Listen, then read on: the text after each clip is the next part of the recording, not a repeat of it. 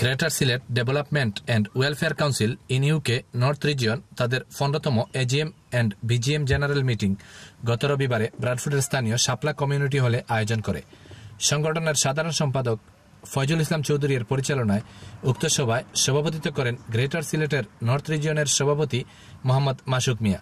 কুরআন তেলাওয়াত করেন শেখ লায়েক মিয়া।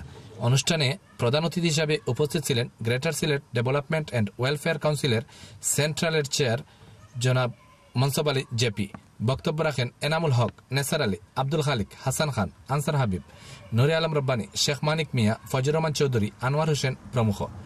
বক্তারা তাদের বক্তব্যে প্রবাসীদের ভোটাধিকার সহ প্রবাসীদের বিভিন্ন দাবি দেওয়ার প্রসঙ্গে আলোচনা করেন।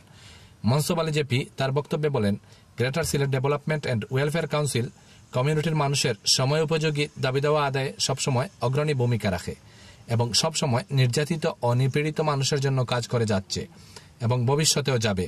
সবার শেষ পর্যায়ে নির্বাচন কমিশনার বৃন্দ এই সংগঠনের নতুন কমিটি উপস্থিত সবার সামনে প্রকাশ করেন। নতুন কমিটিতে সভাপতি মাসুক মিয়া, সাধারণ সম্পাদক ফয়জুল ইসলাম চৌধুরী ও ট্রেজারার নেসার আলীকে নির্বাচিত করা হয়। নুরে আলম রব্বানী, এটিএন বাংলা, ব্রাডফোর্ড।